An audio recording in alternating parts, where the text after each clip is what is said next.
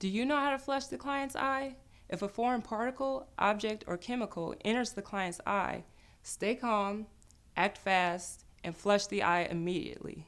First things first, you should always seek medical help immediately if you cannot remove the foreign particle, object, or chemical out of the client's eye by flushing. Always keep an unexpired, unopened bottle of eyewash at your station in case of an emergency. Remember, use the entire bottle to flush one eye. An opened bottle of solution is no longer sterile. Avoid rubbing the eye or trying to physically remove foreign matter with your tweezers or fingers.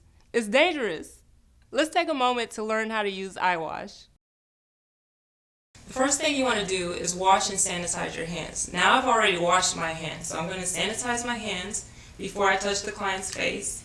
And you really want to do that before you touch the client, period. Once I do that, I'm going to examine the client's eye and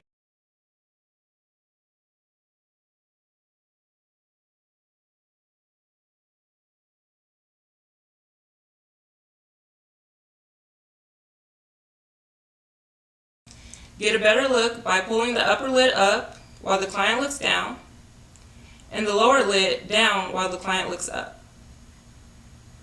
We're going to hold a thick disposable towel under the client's eye to catch any solution that runs off. We want to flush the eye from the medial canthus to the lateral canthus. We want to make sure the solution goes directly onto the towel and not into the client's nose or mouth. As I mentioned before, use the entire bottle on one eye to ensure that it is completely free from any foreign matter or irritation.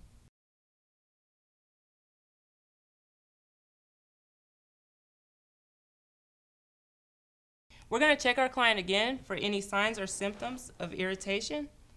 So once again, as I pull the client's upper lid up, she's going to look down, and as I pull the lower lid down, she's going to look up.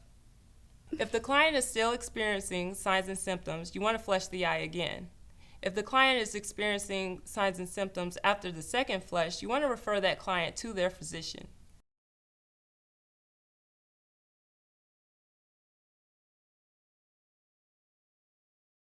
With our client feeling better, we have one last step: documentation. Write a detailed description of what happened and what you did to resolve the situation on the client consultation and design form.